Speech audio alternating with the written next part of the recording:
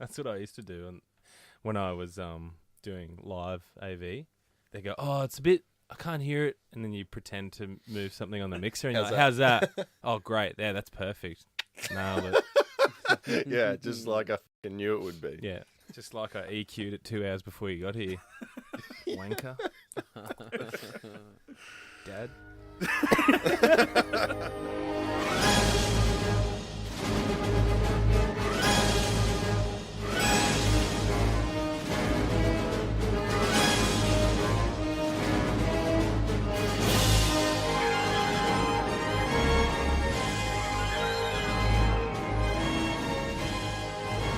Get Into Gate, this is episode 34. We are talking spirits. We are the Get Into Gate team. My name is Mitch. Joining me, as always, Matty Gibson, Yow. Brendan Gibson, Oh. and Rhys Gibson. Hi there. Get Into Gate. We are 3 Stargate veterans. Equality. Multicultural. We're introducing a new watcher to the show. Rhys is that newbie. He's watching each episode for the very first time, giving us a look through fresh eyes, while Matty, Brendan, and I talk about it as old school fans that we are. Welcome, boys, back again. Oh, good to be back Isn't it? for Wonderful. another great episode. All right, well, let's revert to the da-va-da, see what this great episode is about. All right, SG-11 vanishes while negotiating the mining rights of a valuable mineral on a planet inhabited by a tribe known as the Salish. Salish. Wow, it's a long sentence. Can the SG-1 team find their lost colleagues without angering the planet's mystical spirits? Or will they become the spirits' next victims? It's not bad, actually. It's probably the best synopsis In a while. in a while. Yeah. They play up SG-11 a lot, who really don't have Yeah. much to do with this episode. I thought it stopped at SG-10, to be honest, so, Yeah. Ever growing. yeah. Did you seriously not like this episode? No, I loved it when I first watched it, but Nah. it's kind of hard to keep watching I could, like- I could never get on board this one. because of the whole 4-flap vagina mouth thing. It's Yeah. a little disconcerting. Old fish face. Like, it took me back to the conversations we had when we reviewed Star Wars. Star Wars, Yeah. talking about vagina face. Great episode. Could have done without a lot of vaginas in that. But at the same time, great prosthesis, and they would have had a lot of mechanical stuff in there because the gills are actually Moving around. flapping and Look quite more a little blue waffle face than vagina face, I guess. But, Yeah. don't Google blue waffle. For the yeah. life. Do not. Okay. Okay, Uh, go on then. You'll, All right. Well, you'll yeah, never Rhys, be happy you- again. You are the new viewer, so we always go to you first before, as you said last week, Brendan taints your opinion on it. So, Yeah. mate, I haven't listened Brendan's to tape. I haven't listened to what Brendan said for a good 20 odd years. I learned my lesson when I was That's why young. you have that haircut. He's coming out swinging. Oh. Wowzers. So you're a fan of this one, Rhys? Yeah, mate, I liked it. The main reason I liked it is how they were trying to coexist with the humans and not interrupt their way of evolution. I thought that was a real clever way to sort of join them together. And what are they called? The aliens? The vagina face. Vagina faces. Yeah, Do they give him a name? fish face. Yeah, I don't know. Like as a group, I mean, there's obviously Zales and what's the And- wolf chick's name? I'll keep going, shall I? This is not going to end. Okay. But yeah, I don't think they gave him a name. But yeah, I Yeah, loved as a it how group, I they were don't so think they evolved and yeah, they just wanted to share their lives with old Tunani and all his guys, but not interrupt them or not overtake their way, but also protect them in a way. So yeah, I thought it was really interesting. It's a little bit, I guess, like what Thor is to his race in a way. Like they're Yeah, protecting true. them, and they've got all the capabilities to be able to flood them with technology, but don't. But at the same time, it's got that culture to it, Native American, Indian culture to it, and that's what I love. Like I love any indigenous culture. Just seems so cool in the way that they've sort of carried on their traditions and cultures and things into modern day, but we can still look at it with modern day eyes and go, that's such a cool way of looking at the world and looking after the land and things. And I still found the SG-1 going to Tunani is what they went to visit him, and they're so primitive in the way they live and technology and stuff, but still seem to be so much more evolved than our humans because of the way they see the world, and they understand the spirits enough to just get along with their life, but not to the extent of when they're revealed to be aliens and things. Like, we blow the secret, but it's sort of like that's not information they needed to know to be able to coexist with. Yeah, well, I feel like that's true of Native American nature in general, is just to go with the flow and accept what's happening and that sort of stuff. Yeah. But I feel like, and I hate to bring it up in this room, but emancipation. We talked about how that episode just doesn't get aired anymore. Like, even the people who made it are like. And we discussed maybe because it was a bit too racial, because these Mongolian Huns hadn't evolved in these thousands of years. They were still, living in skins and huts and all that sort of stuff. So I find it interesting that they revisited again in this episode in terms of, well, these Native Americans haven't evolved or changed their ways. So to me, it's interesting that they're happy to replay this episode, but potentially not emancipation due to sort of racial. Well, I guess sensitivity. It's the trinium as well. I think that's, for me, that's my favourite part of this episode is it's lighter than steel, heavier than anything else. I only say it like once or twice. I remember because obviously, without giving it away for Rhys, trinium does become very important sort of later down the line, and when it does start becoming really important, I was like, what the hell is this trinium they're talking about? Yeah. And it was only in rewatching it, many years later, I was like, oh, this is where it shoehorned in, because I very rarely go back to this episode. Might be the fact they don't enslave their women either. I guess is probably an easier repeat viewings than emancipation. But no shitty knife fight at the end. I would say, although when you first see the spirits come up and go, whack their wrists together, I'm like, oh, is that like? Yeah. And then when Hammond does it, you're like, all right. I will. You lost me. Wasn't he a dick in this episode? Like, we're going to go and steal it from him. General, you can't do that. Shut up. I'm the boss. And actually, I'm the boss and I'm a white American. Yeah, we're going to go into those Native Americans and take what we want. Yeah. Kill them if we have to. Settle down. Yeah. This is 1998. I had that written down as a note. I'm like, I think this is one of the episodes of why it took me so long to come around to Hammond. Yeah. Because you just start to like him. He does, he's pretty cool in a couple of the sort of more recent episodes. And then he pulls shit like this, and I was like, fuck you, Whitey. Yeah. Whitey. But never in any other episode has he, there's been plenty of cool shit that they could have brought back to Earth and used for their benefit, but never has he gone, oh yeah, well, we're going to go in and take it by force. Yeah. But this stuff, okay. It seems so out of character. The Gamekeeper was perfect example of that. They seem to have just left. Yeah. The one where they were stuck in the virtual reality. Yeah. And this is just a raw metal that they've got to do their own shit to. Yeah. Yeah, that's right. As opposed to other places where there's tech ready to go, ready for the taking, and they're just like, no, we want this raw metal that we've got to do shit. They do revisit this kind of idea in, I think, probably season 7, maybe, with Enemy Mine. It's that was cool. Which is one of my favourite episodes of all time of Stargate. And I feel like that it broaches this topic a little bit better and a little more sci-fi-y, the way they do it. This one really touches home because they really... it's basically just Native Americans. Yeah, they really hammer home sort of the Native American sort of an aspect of it. And then it's such... I think, for me, it was a bridge too far with, obviously they're trying to make these vagina-faced aliens look so alien and so different from the Salish. But it's just like, do we really need the gills and the, all that sort of... And then those... silver shiny outfits. And when Zales is up on the bed at SG-1, he's got these little silver booties on, and I'm just like, oh, and it's you can clearly see the zip in the back of him, from the costuming department. He's wearing silver. He must be an alien. Yeah, and Wolf Chick's got a classic 90s lesbian hairdo with the spikes and the frosted tips and all that sort of stuff, and I'm going, really? Cliche. I couldn't. And like Mitch was saying, the silly hand gestures, I couldn't cop those.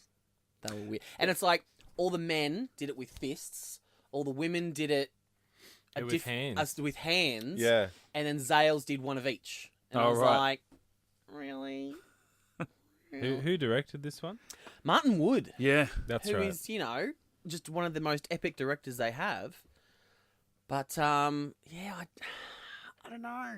Yeah, there are a few things that I'm sort of just like, what the hell? Like when Carter goes in and Toonani is like, oh yeah, speak to the spirits, you know, and she's like, oh, this is so crazy, like this is weird. I'm like, everything that you've seen so far on your missions, and this is weird. Like you don't believe this? Why? Yeah. You know what I mean? This Like, is a bridge too far for you? yeah, just do what he says and talk to the dog. Yeah. I think maybe that sort of view from our team is what helped save, I guess, Toonani's the way that I perceive Toonani's, because you know he was just so naive and innocent in a way. But and I think that could have, in another episode, in a different way of writing this episode, really could have grinded on me. Him just going, "Yes, Sam, that's the spirits. They will listen to you. Go into the mountains and talk." It's like, oh well, that's actually just a bird. Well, it's always worked out for us, Sam. It's like, well, it could have just been the way that the weather, you know, the water could just wash stuff down by chance. You know, it's science. No, it's that bird. My dad talked to it. It's like, dude, yeah, but meet somewhere in the middle. But I think, yeah, the little annoying quips of our team throughout this episode, or just, you know, Hammond, the overall arc of the mission of why SG-11 was there and things, probably saves, you know, other things that would have really annoyed me about the native population on that planet being so primitive and so naive and so innocent. So, yeah, I don't know. It is a real mix, and maybe that's what I mean. The writer of the episode, and he's not a first-time writer for SG-1, Tor Alexander Valenza. Yeah, great name. And I don't know when the last time he actually wrote an episode. It's not like he's a horrible writer of Stargate or anything, but Martin Wood is a great director and obviously one of the long-standing ones. So maybe it's sort of, it's a mix of good and bad in a way of, like, you know. I think this is the first one he's written, but he has been like a story editor. Right, okay. I knew I'd seen his name, yeah. Around and that sort of thing. But, and he stays a story editor for like season 2 and season 3.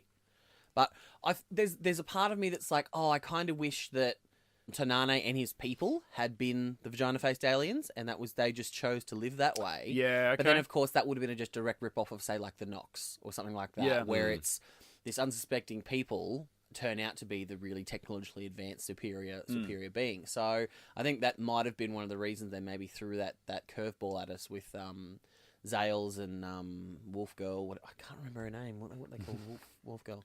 But Takaya, that's it. God, you're good with names. It's funny, isn't it? I wrote it down. Did they give like a P3 something for this episode? Not sure. On that one? PXY887. That's what that Should have is. just made it up. Yeah. No one would have known. So I wrote it down. Brendan was saying earlier, Rhys, that when they reveal, you know, the vagina-faced aliens and things, that was like, oh, really? That's sort of just their name I know, now. just- Like, and for any women that are listening, yes, we do know what one looks like. We're not just sort of, you know, like. but that's the first time we've seen 6 at the same time. And it's too long-winded to call them the extremely unappealing vagina-faced aliens. Like that's too wordy. But you have Tanane and his people, and they're referring to these spirits. Did you think that they were, like I was saying, naive and they were full of it, or did you expect some big reveal? And when it happened, was it anywhere near what you expected? Yeah, no, I honestly, I wasn't expecting a reveal. I'm sort of thinking, like the real Native American way, how they do live off the land, and their gods are the land and the spirits and the animals and all that sort of thing. And but yeah, I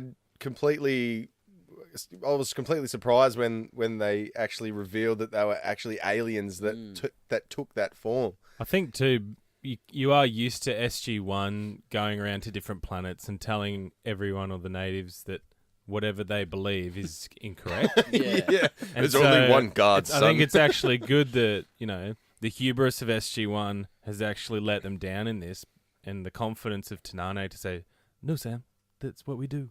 And I'm like, okay, that's a lesson that they need to know and we need to know moving forward, that we may not, freedom in Liberty Bells ain't always good. Yeah, and that's what I liked about Toonani. It's not necessarily that he was naive about it, but he's just like so non-judgmental. Like, hey, these guys haven't caused us any harm, so you know, it is what it is. I'll take them for what they are. So, and then that's why when they're like, oh, you know, we are your spirit, what you knew as the spirits, and he's like, that's fine.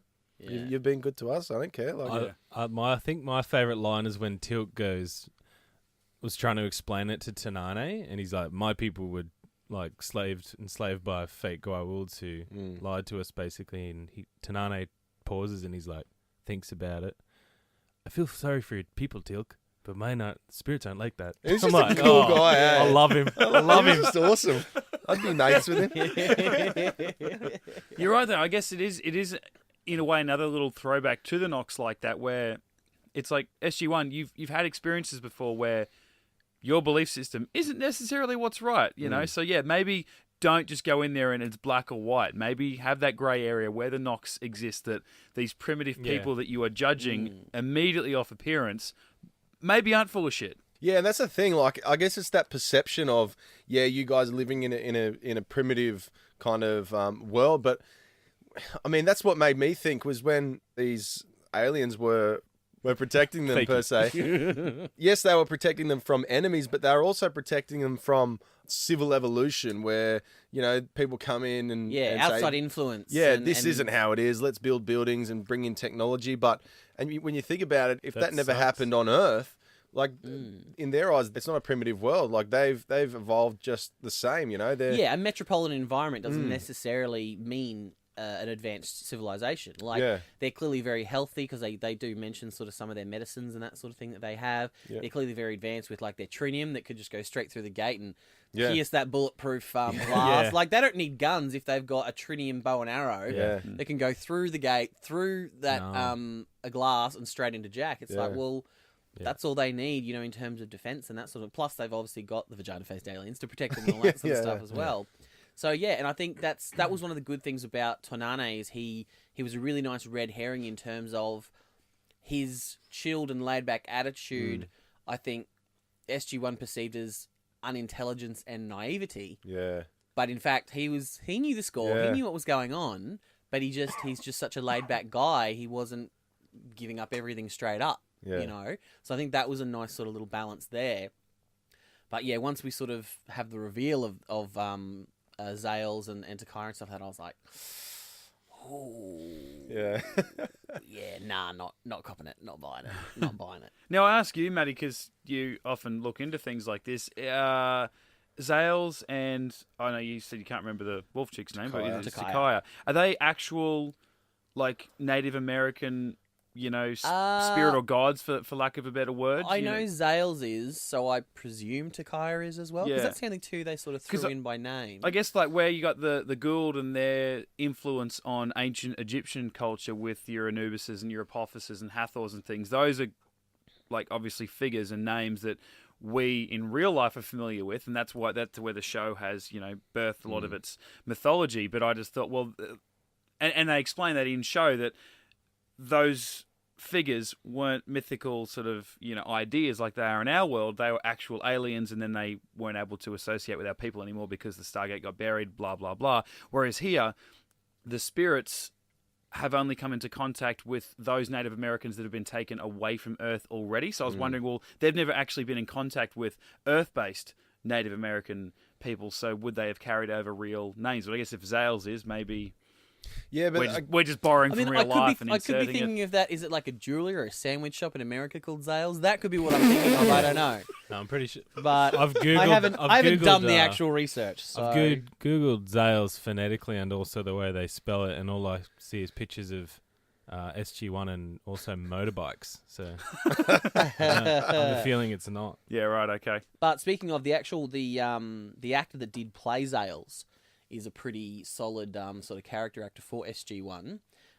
He comes back later on to play Michael in 1969. Mm-hmm. He plays a couple of Unas, Shy One and Iron Shirt. He plays Egar in Metamorphosis in like season 6. And he plays Warwick, which I know Brendan will hate because he hates that episode. From Space Race. I'm sorry, I wasn't listening. No, that's a horrible episode. So I think...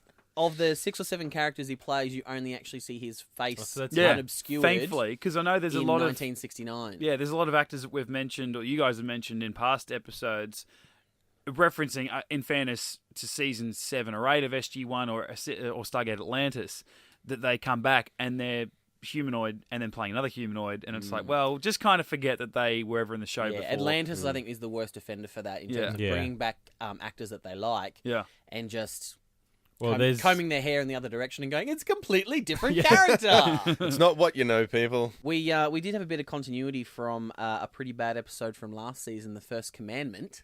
Oh. The lieutenant that they save at the start of the episode, Lieutenant Connors. Lieutenant Dayan.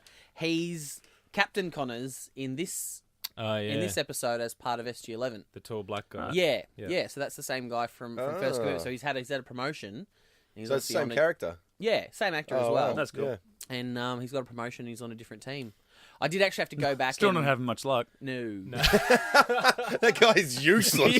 How did he get a promotion? Well, SG-1 have been captured a million times. Yeah. And is this, Rhys, I think this we've joked about this for you in the past, is like by the time we get to like season 6 or season 7 or something like that, SG-1 are basically going through the gate in tank tops with their flak jackets. And that's it. This is, I think, the first time we see them like just in their black shirts and not having like the green gear over the top. Yeah. It seemed just because it was a little bit hot. I mean, they've been to desert planets and still been fully clothed, but this was a bit muggy. So they're like, nah, Jack's not here. Sam's in charge. Let's just all take the jackets off. Right. Shirts off time. And we'll just stroll around and get the guns out. Tilk with no sleeves. Yeah, Judge is like, I've been working on my triceps. I'm getting these bad boys out. I want to talk about the trinium a little bit more because when they're showing the raw trinium, I think it's one of them goes, what is this? And then Hammond's like, it's trinium. Like, don't you know? Idiot. Oh, it's an alien element. But anyway. And then it comes flying through the bulletproof glass into Jack's arm. Gets wedged in his arm. Was this the same shoulder he got hit from the time capsule in Message in a Bottle? No, opposite one. Opposite one. Yeah. Okay. I'm like, this must be Richard Dean Anderson's week off because he's not going. He's not going off world this week. He's obviously had an injury or something like that, and he's just like, nah. Yeah, true. Oi, but if he doesn't go, like, shouldn't they be replacing him with someone else, like another hired gun? You'd think so, wouldn't you? You know what I mean? Because if it's usually 4 of them, like, surely 4's the minimum. Yeah, and surely there's no... I mean, as good as Sam is, surely there's no captains in charge of an SG team. Like, surely colonels or majors got to be, like, the minimum requirement to be the head of a team. So it's like... But it was good to see, you know, I guess maybe that was just a test for Sam, you know? They were just going to... Because I was assuming Richard Dean Anderson wouldn't be in this again, but then he... Obviously, when he comes back to the boardroom, they're talking about mining the trinium, and then he comes out with this gold. Is anyone at the Pentagon or along the chain of command remotely concerned about their Aboriginal rights, repeating history, that annoyingly pesky moral stuff? That's enough, Colonel. With respect, General, I think he's right. Yeah, what the hell? Worked before. I've got assurances that it will only be a small exploratory operation with much less damage to the mountainside. And hopefully, what they don't know won't hurt them. Dismissed. He's just following orders. He probably doesn't like it either. What are you going to do? Yeah, but he usually explains that, doesn't he? He usually says, look, I agree with you, but the president said... It's out of my hands, Yeah, Colonel. like he's not usually that much of a hard ass to the team. Like I said, you, Whitey. Yeah. Yeah, it almost is because they're Native American-esque. It's okay. That's what it felt like to me anyway. Well, yeah, and that's where it kind of, the writing got a little bit sort of sloppy and sort of hitting it too hard on the head. And I like it when it's done in a more clever way, where you kind of take a completely different situation and then you can apply it to modern day situations and it makes it more palatable. But to this just kind of was a bit... Yeah, just missed the boat. I did notice something interesting though, right at the end of the episode when Tonani and Zales and stuff are leaving and they're able to activate the gate with no kawoosh. Yeah. Yeah. Which I thought was really interesting.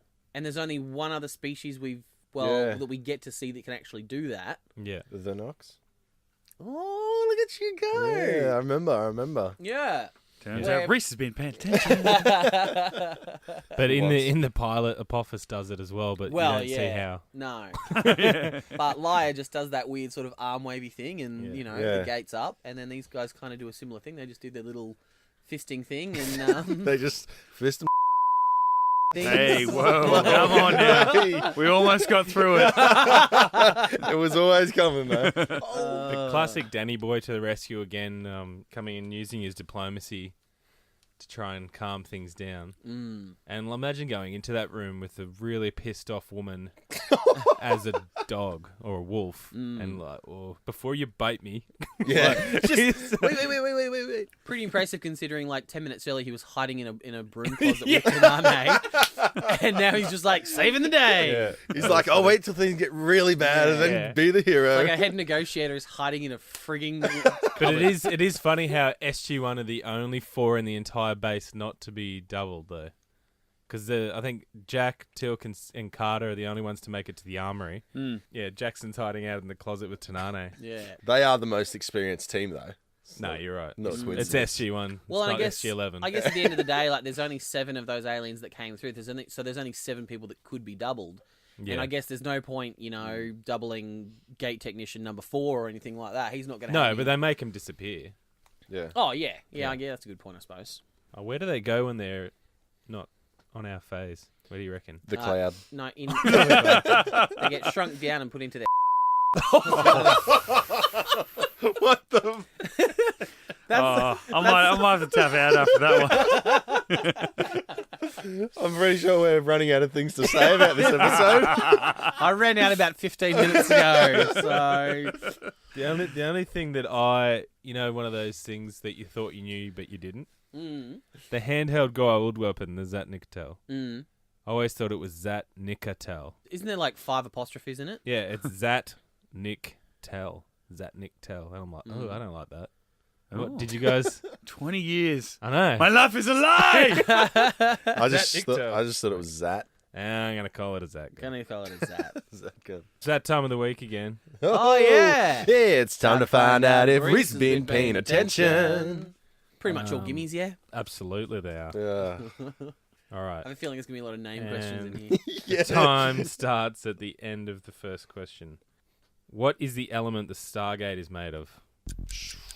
Nakwara. Oh, what is the element that the arrow is Trinium. made of? Very good. What spirit animal is Zales? Oh, raven or crow, whatever it is. Correct. What is the handheld goa'uld weapon called? Zat. I'll accept that. What did the indigenous people call the arrow element? Oh. Come on! Oh, I thought you had this! Me too. The key. So close. I thought we were going to go one. Your father made you wrong! Look, as much as I love that, I would have loved to have gone a week without hearing it. Stupid son of a bitch. But I'm still happy I got to hear it. I thought you were. That was a good question, that last one. Thanks. I was thinking, the gift or the key. The key. Oh, you're not doing too bad. Was that 2 weeks in a row? 3 weeks in a row? You've had 4 out of 5? 4. Yeah. You're killing And it. that's a tricky one. I'm throwing one real difficult one at you every week to make sure we never get to the 5 in a row. Like, right, like in season 8, what did character we haven't been introduced to yet say on the planet we've never heard of? All right, that is episode 35 of Get Into Geek. Spirits, we will be back next week, yes, talking Touchstone. The next 3 weeks, boys, just looking at what the titles are of the next 3 episodes, I cannot wait to get to the next 3 weeks. It's going to be good. They are good. They're 3 in a row. They're all in season 2, obviously. But when I think about SG-1 as a 10-season show, these 3 episodes would be right up there for me. I absolutely Definitely. love Don't talk this about run. too much. I'll get my hopes up. Well, and there is They won't be as good as there I'm is a little bit of hoping. controversy around the order in which to watch them as well. So we're going to sort of have a little powwow and figure out the best way to watch them, because very much like with this episode and Tok'ra and a few others, there are some different orders they can be watched in depending on what part of the world you live in and how you're watching them and where you're watching them and that sort of thing. So what am I watching this week? This Touchstone. week for next week, watch Touchstone. All right. Boys, before we go, actually something I've been meaning to do for many an episode now, but a few people obviously been sending us some messages and stuff. I'd say a lot. On the socials, yeah, we got a lot of stuff there, mainly when we haven't put out an episode, and people are like, where's this new episode? And they sent us gifts. It happened one of time for like SG1 half a week. characters, begging us and stuff. So yeah, thank you for requesting that, and we are hopefully back on the good track of one every week, and we won't be missing one for a while. Let's hope. But I'm in charge, so there's anything's going on. I've got the keys to the door, guys. Close. Anything could happen. It's time for the Get Into Geek mailbag. Monthly. Sean McAllister at Spam2202 on Twitter binged all the episodes this weekend. Yeah, good and man. then saw these at a sci-fi exhibit in London and sent us photos of like some really Ra. sick, like raw pieces Sarcophagi. and the Anubis and Horus from the movie. Good Mate, man. Pieces. You So can- I'll put them up on our social pages. If you want to drop $2,000, you can get replicas of those big helmets on eBay. I just don't have that Look. kind of cash. We could put it This as a week. We could put, we could put it as a group. I spent my pay this week. On my new lightsaber. Yeah, I mean, if I'm you getting one if next. you just sort of dumb down your drug habit for 1 week, you'd be fine. But it's just all that coke that you're into, unfortunately. Sniffing trinium.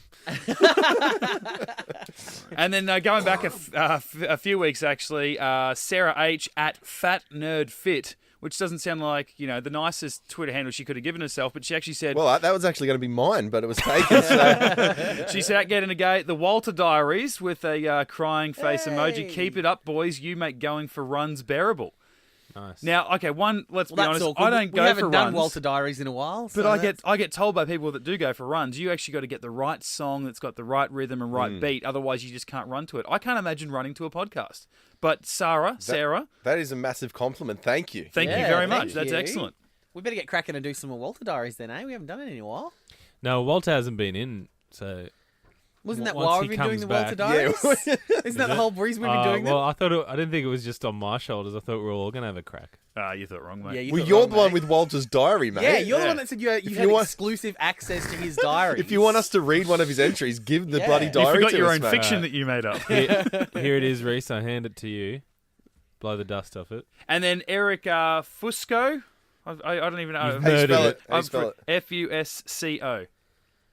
Yeah, yeah. I'm going to go with Fusco. I'm going to go Fusco. I'm going Fusco. Fusco. Let's go. What's that? Ooh, Fusco. Oh, I like that. sounds a bit Italian. Fusco. He says, Hey, I got fuck your in. mother. I'm a Fusco.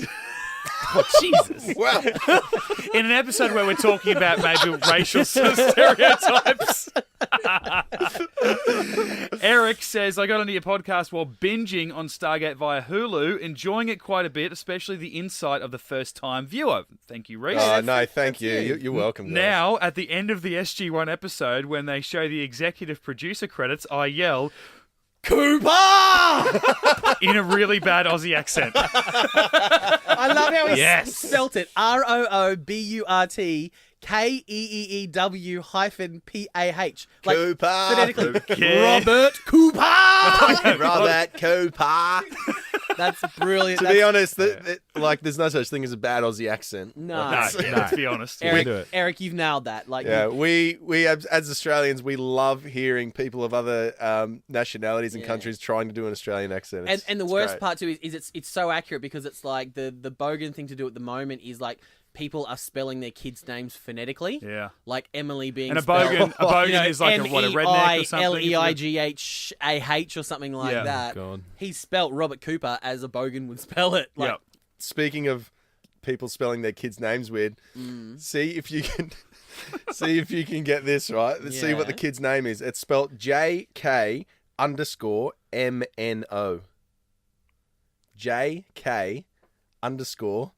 JK_MNO. Isn't that Alphabet? a Pokemon? It's MNO. JK Jokomo? underscore MNO. Her name is Noelle.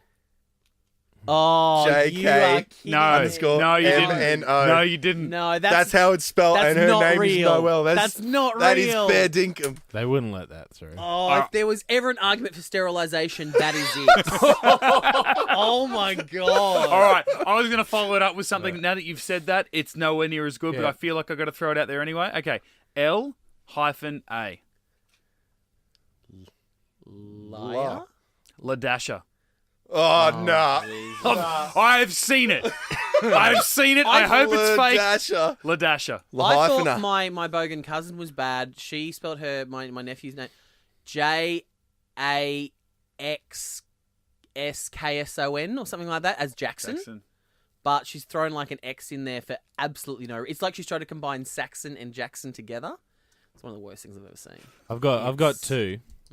One of them's horrible. One of them's Kaysan, which which is actually a Southeast Asian country, but they've named it after Cold Chisel song, an Australian rock band. That's about the Aussiest thing. The other one is this is the Bogan. worst one, and the guy said this to me.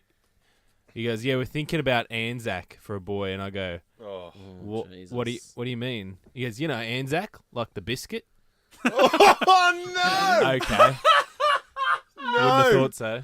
Yeah, because for those who don't know, Anzac is the Australian New Zealand Army Corps. Yeah. The Anzac biscuit was, back in the day, obviously low in money. The Anzac biscuits, easy to make. They'd send them off to the troops in the war. Yeah. And this guy thinks that Anzac is named after the biscuit. Yeah. Wow. And what, this year we celebrated the centenary of the Anzacs, 2017. Bloody good biscuit. Oh, No great wonder biscuit. it's been around. Oh, for so mate. But long. I feel like that might need a history lesson. Yeah. Oh, that's good. I'm Jeez. going to name my daughter Qantas, so it's all good.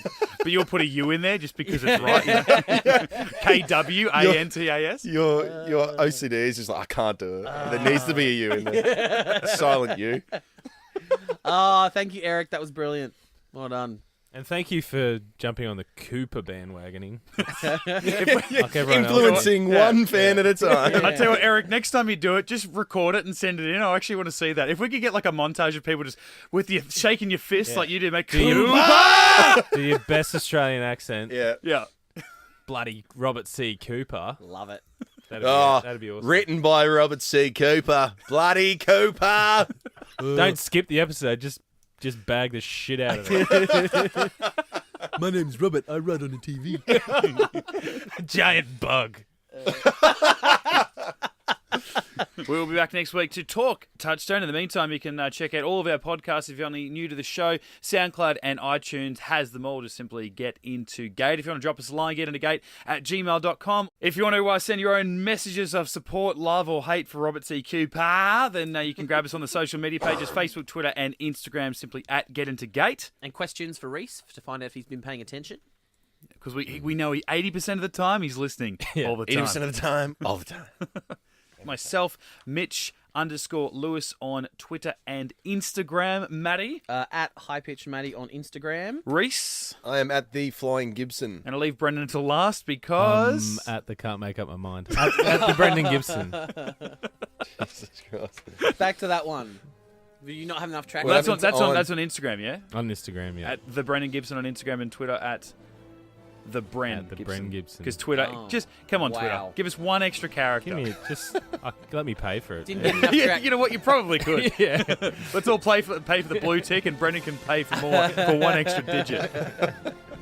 Hey, I always pay for an extra digit. There we go. wow. We'll see you back next week for Touchstone on Stargate Sundays. You can touch my stone. Ooh. It's a week early, mate. We've had enough puns today. You always come early. GetIntoGeek.com